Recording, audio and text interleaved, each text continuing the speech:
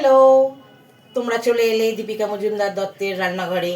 আজকে কি বলো তো, ভেন্ডি। যারা ভেন্ডি খেতে ভালোবাসো না তাদের পক্ষে এটা খুব ভালো।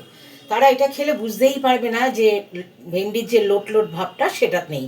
আমি ঢ্যাঁড়সগুলোকে ধুয়ে কেটে নিয়েছি, দেখো 4 ফালি করে নিয়েছি, সরু সরু করে, এই যে 4 ফালি করে নিয়েছি। প্রত্যেকটা কেটে ধুয়ে আগে ধুয়ে নিয়েছি, নিয়ে তারপরে কেটে এই যে সরু সরু করে নিয়েছি, দেখো কেটে নিয়েছি। এইবার এটাতে আমি কি করছি দেখো, এটাতে আমি কিছু বেসন মিশিয়ে নিচ্ছি।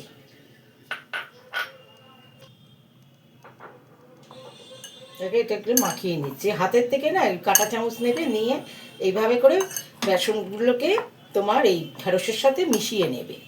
সাথে একটু নুন নিয়ে নিচ্ছি, এই যে সাথে একটু নুন নিয়ে নিচ্ছি।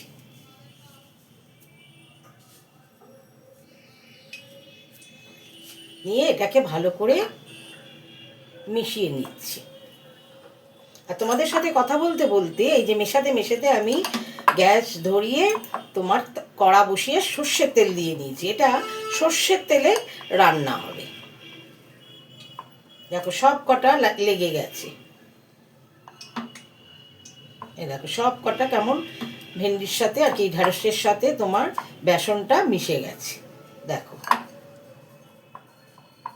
হাত দিয়েও করতে পারো, আমার মনে হয় হাতের থেকে কাঁটা চামচ দিয়ে করাটাই বেস্ট হবে।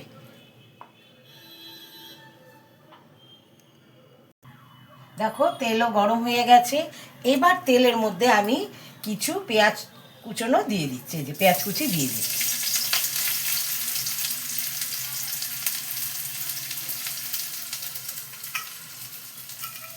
কিছুটা পেঁয়াজ কুচি দিয়ে দিলাম।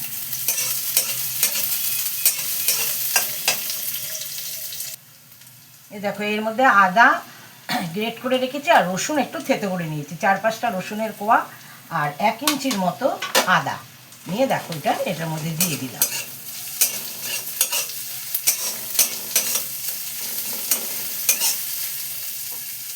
এইবার এতে এই যে ঢ্যাঁড়সগুলো যে মাখিয়ে রেখেছিলাম বেসন দিয়ে, এটা দিয়ে দিচ্ছি।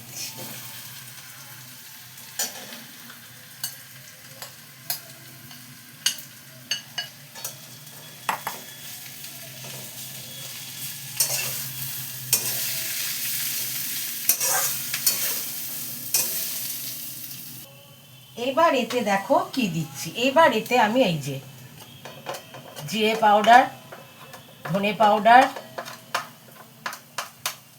তারপরে তোমার শুকনো লঙ্কা, রেড চিলি পাউডার, আর এই যে হলুদের গুঁড়ো, এগুলো আমি দিয়ে দিলাম।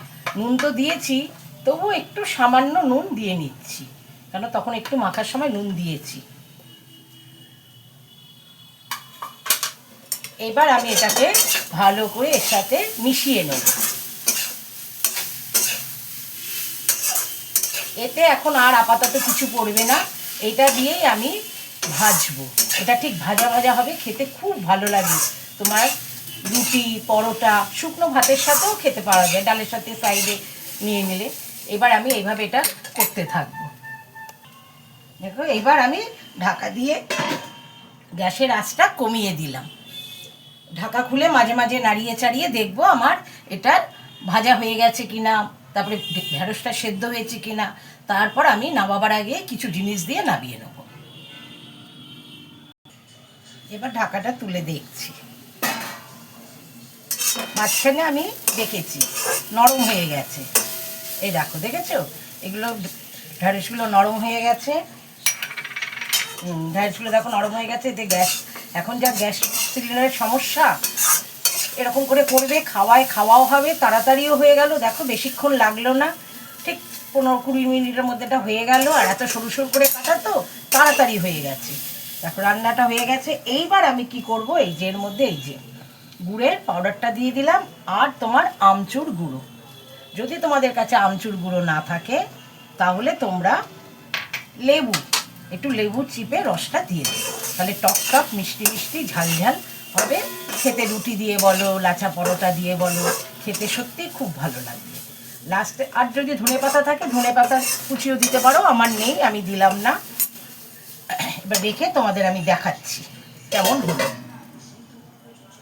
দেখো আমার হয়ে গেল ঠিক 15 মিনিটের মধ্যে, বেশি গ্যাসও পুড়লো না, অথচ তাড়াতাড়ি হয়ে গেল, কেন আমি সরু সরু করে কেটেছি।